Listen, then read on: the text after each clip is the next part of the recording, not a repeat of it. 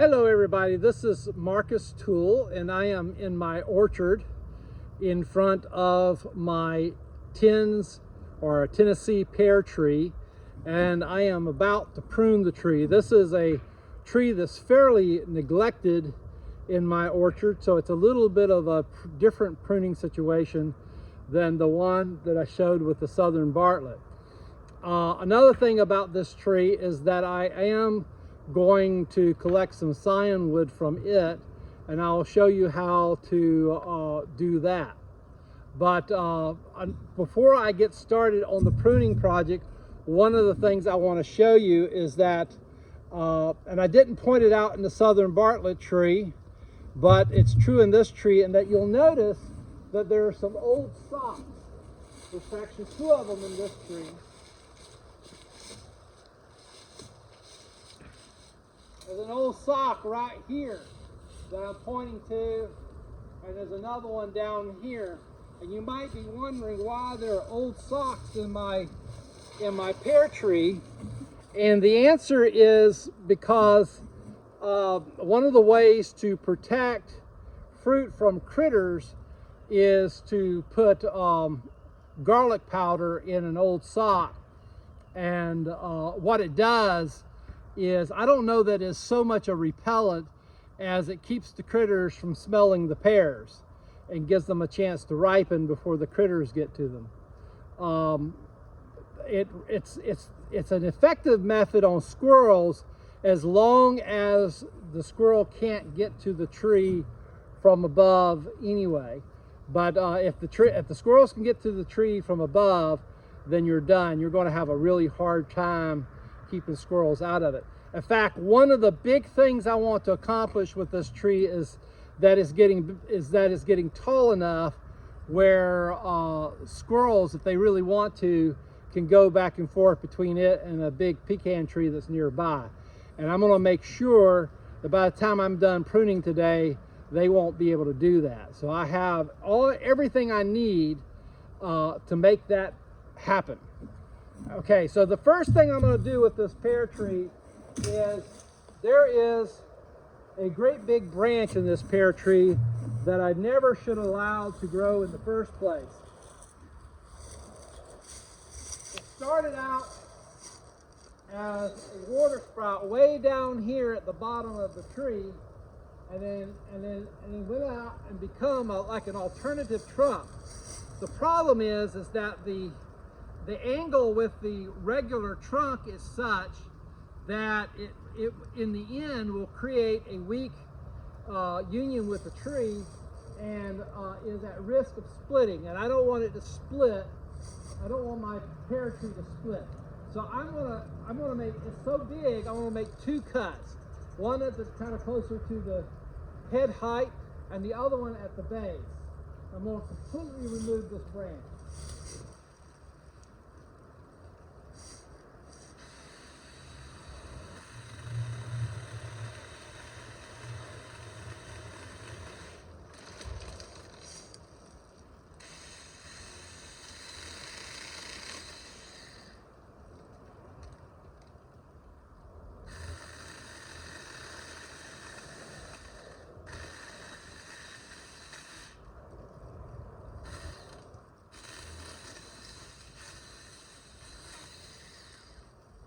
All right.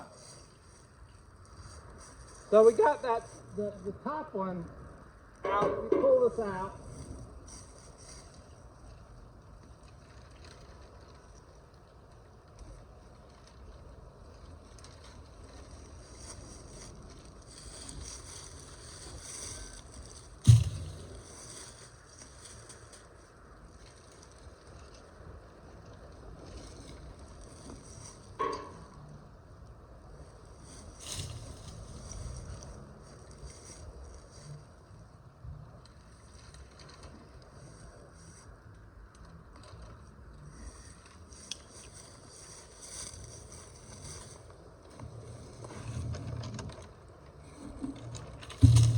One of the sad things that happened is that by doing that, I removed a fair number of flower buds. And this is, unlike the southern Bartlett tree, this one is not immensely productive. It's actually okay that it's not immensely productive, because the pears in it aren't good processing pears, and on the other side of it, when they are super ripe, it's the sweetest and most delicious pear in the orchard, in my opinion. But until they reach that stage, they are astringent and bitter, and so you don't really have a lot of time to eat them. And so I really consider this my end of the season treat kind of pear, but I don't need a huge number of pears from this tree, which is probably one of the reasons why this tree tends to get a little bit neglected. Okay, I'm going to finish cutting out this branch, and I'm going to get it right down here from the bottom.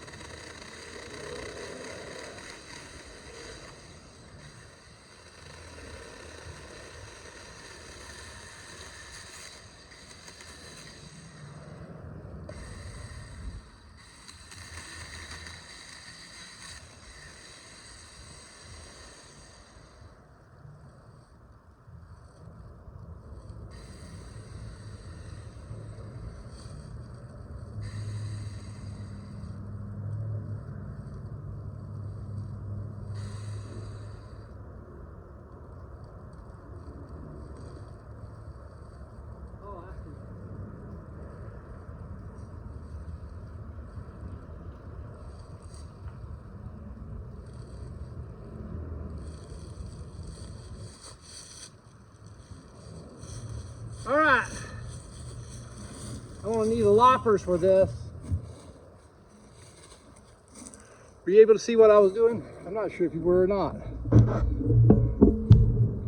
I think you were.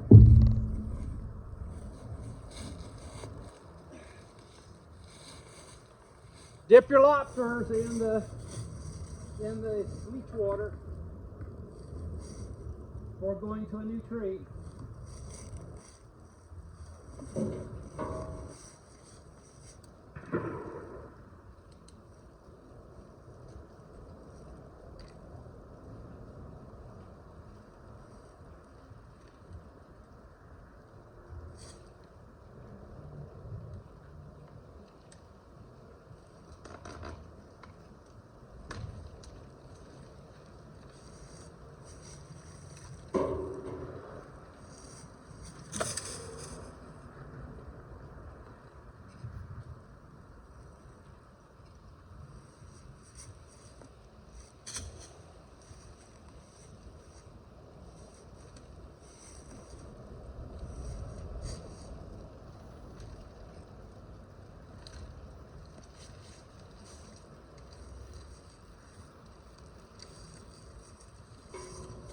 All right, there we go, we got it out. Now I'm going to collect some scion wood.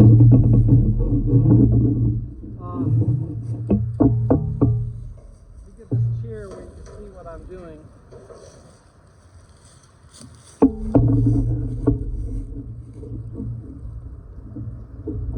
I got some bleach over here. I'm going to dip my clippers in.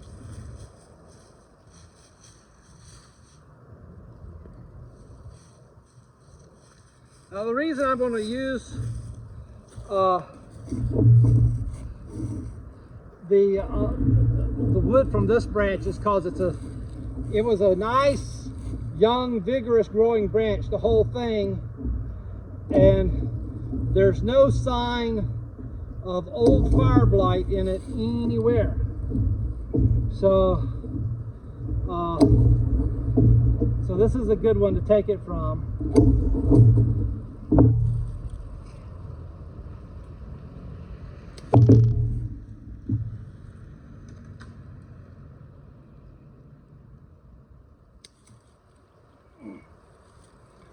I'm not going to collect a huge amount of scion from this tree because I don't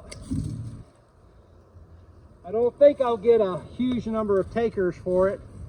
It's a fabulous pear. They will sell in a farmer's market.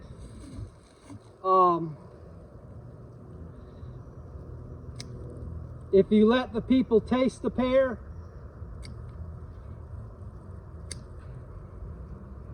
because when they reach that perfect bit of ripeness, it will be one of the best tasting pears they will have ever tasted. And so they'll get it. But until it reaches that stage, it is bitter and astringent.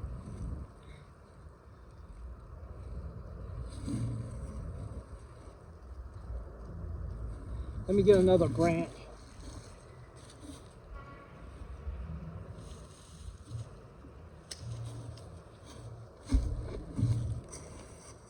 So, basically, you cut them about not quite a foot long.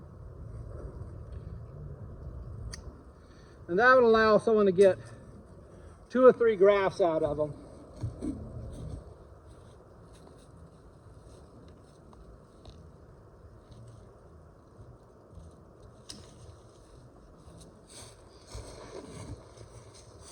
And to me, the perfect size wood for grafting is pencil thickness or a little bit thicker, but not too thick.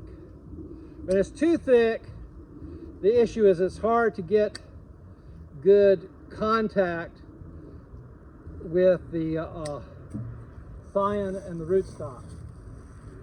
Last thing I want to do with this scion I collected is, just out of an abundance of precaution, I'm going to dip it in the bleach water.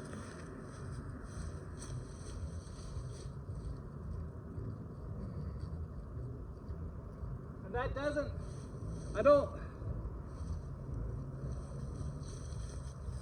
don't dip the growing end in, but I do kind of make sure that all the bark gets wet with the bleach water, and that will kill any fire blight. There's no lesions on this wood, and so I think we're pretty safe as long as you dip the wood in the bleach water.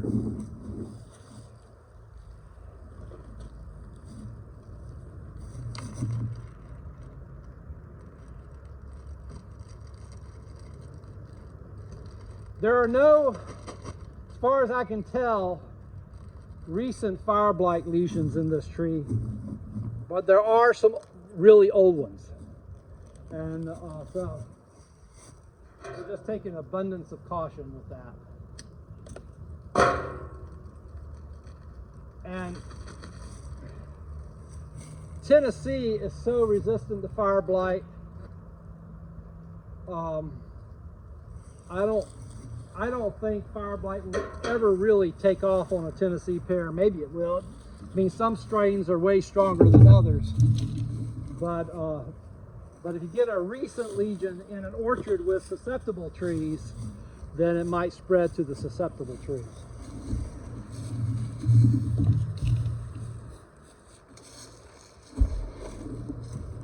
Maybe not, since there are no flower, but it won't flower this year. All right, so what next? Next, I'm going to continue. Actually, what I'm going to do next, speaking of fire blight lesions, so when pruning those trees, there's two things I want to think about. I don't have to worry about it overcropping. It just doesn't do that. This variety doesn't do that. I do want to be careful not to cut all the bloom buds off of it, because the branches are every other year bloomers, is what I gather from this tree from watching it 12 years. The tree as itself is not every other year blooming, but the branches are. And so not all the branches have bloom buds on them.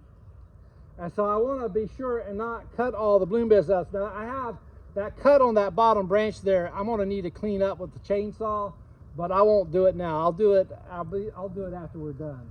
After we're done with the video. But right now I want to look for old evidence of disease and remove that. And so let me find my loppers and take care of that, because there is some old evidence of disease.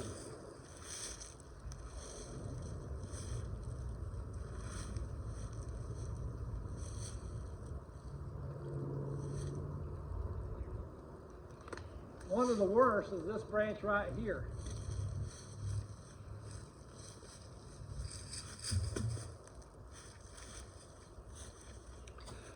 So what you're seeing here is this real dark stuff is old fire blight.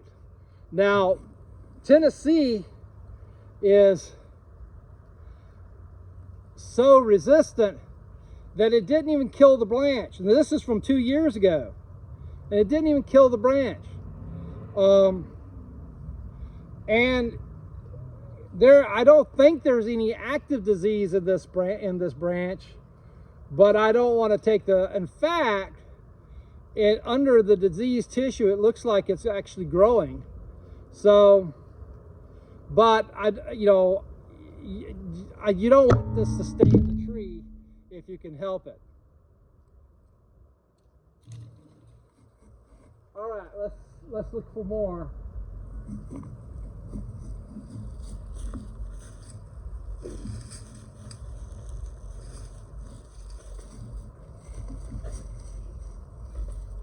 This is some evidence of old disease here, but it's very old, and it looks like it's pretty well healed over. This branch has a fair number of bloom buds, but you know what? I don't think there are enough bloom buds in it for me to want to keep it. So I think it's going to come on out.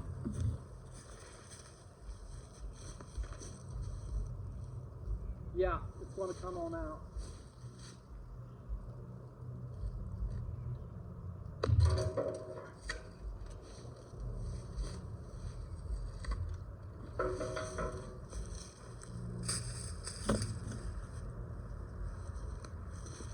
And this branch over here has an old lesion in it.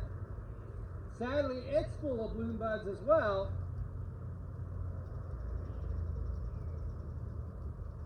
Yeah, I still think I want it to come out.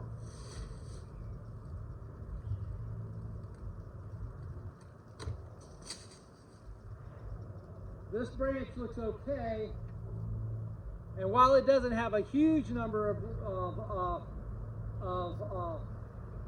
blooms in it, I'm going to let it stay just because I really I don't want to take too much of this low wood out. I'm going to leave this branch here. There are some flower buds in it. Ordinarily, I'm not crazy about limbs that are this low in the tree, but yeah, I don't want to take this out right now, because I took a lot out of this side of the tree.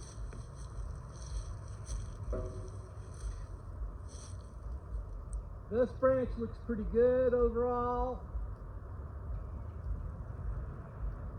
It's got some bloom buds in it, not a lot. It cropped pretty heavily last year. So it's doing that every other year thing. I'm gonna leave, well actually,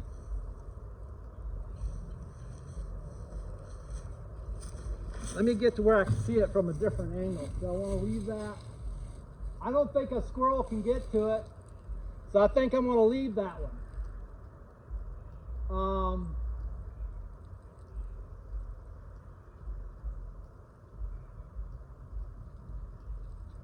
This one here,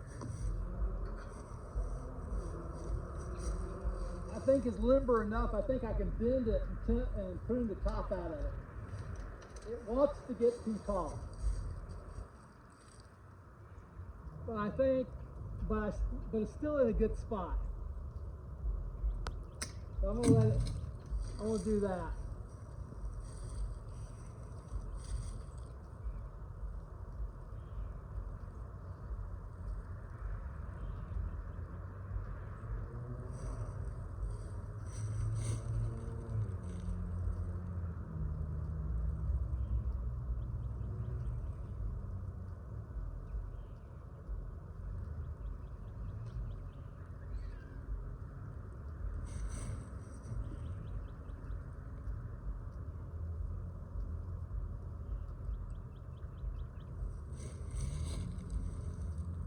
So this branch here, now how do you know, can I tell if a branch is going to bloom or not?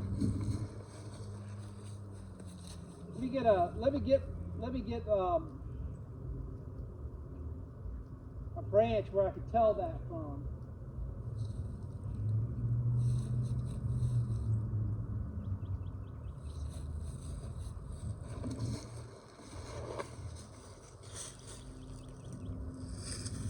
Oh, here's a good example.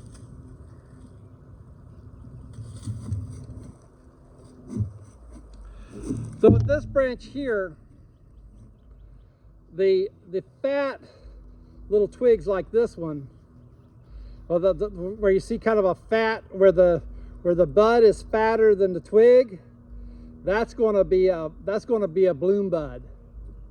Whereas this one here, the tip is not fatter than the twig. That's just going to be leaf buds. Here again, this is fatter than the twig. This is fatter than the twig. This is not fatter than the twig. Bloom bud, leaf buds.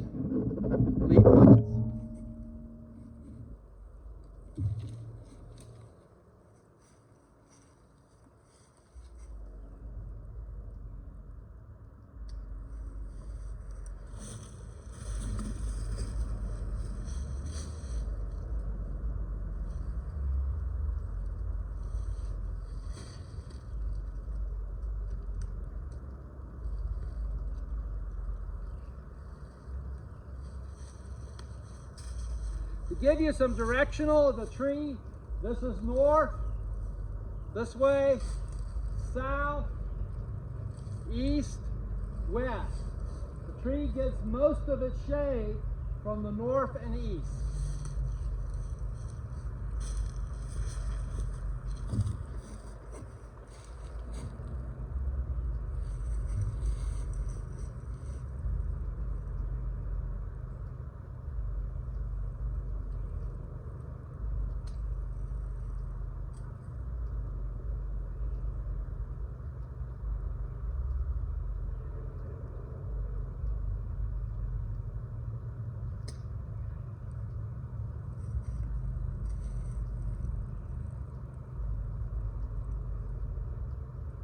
Okay, so this branch here has got a ton of bloom buds on it, and there are bloom buds here that interferes with this branch here. Now this one has a few on it, but not very many.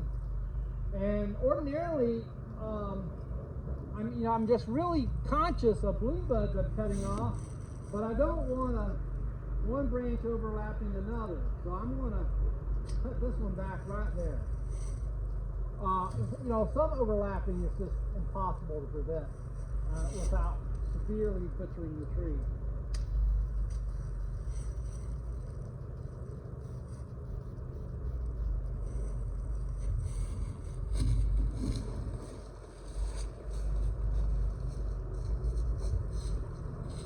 One of the things to keep in mind, me cutting out that real big branch is going to cause a very vigorous growth event this spring, most likely.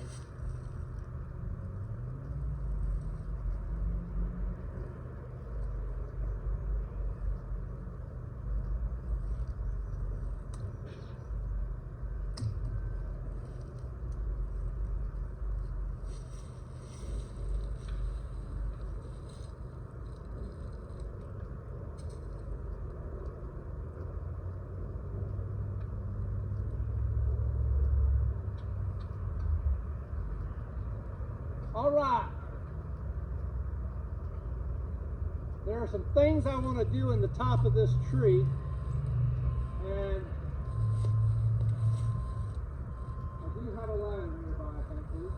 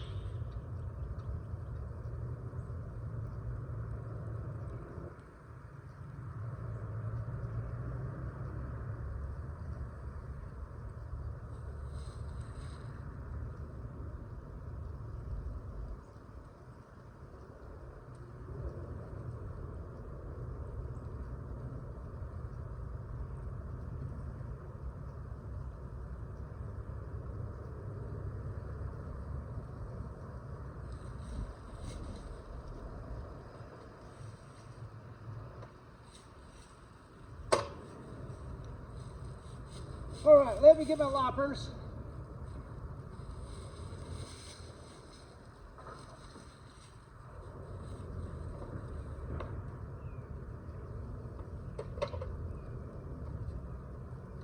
I don't especially like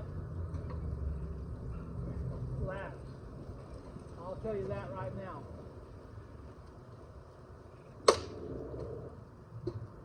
This branch is getting too tall, and there's some old fire blight in the top of it anyway, so it's going out.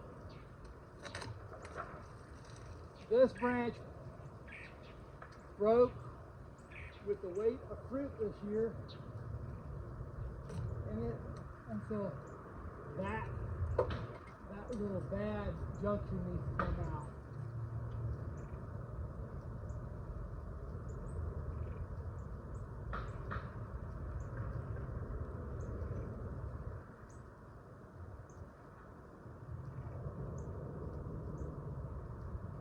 This little branch here, it actually has some bloom buds in it, but I think it can get it.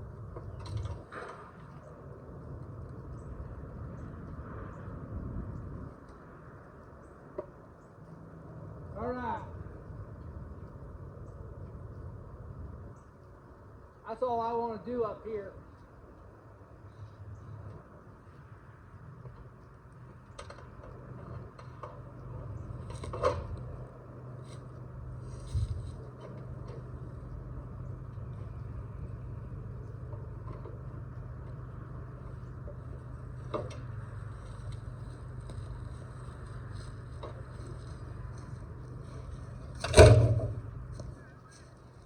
I'm sure I'm glad I don't have a pin in this tree, because I don't like ladders.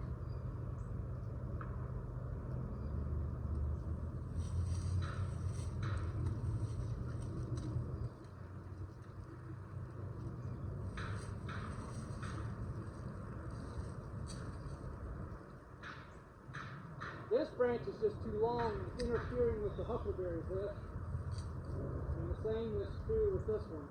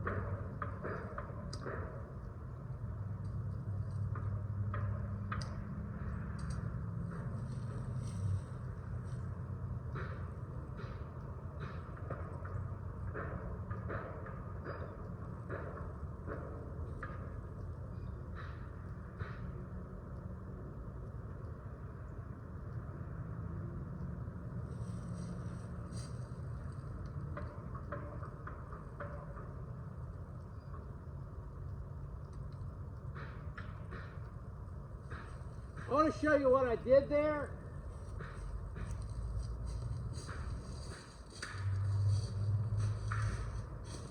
I cut out these branches here. We got 2 water sprouts coming out of this branch. There's a branch going crosswise from them that has a lot of bloom buds in it. So the pears are going to weigh that branch down, and it's going to push these pears out. And then next year I might eliminate that limb, and then this will send branches out this way for future limbs, that replacing the ones I just removed.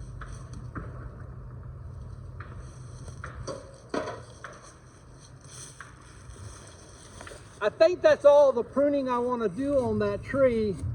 If I go too crazy on it, I'll end up removing all the bloom buds. I've already removed enough, and I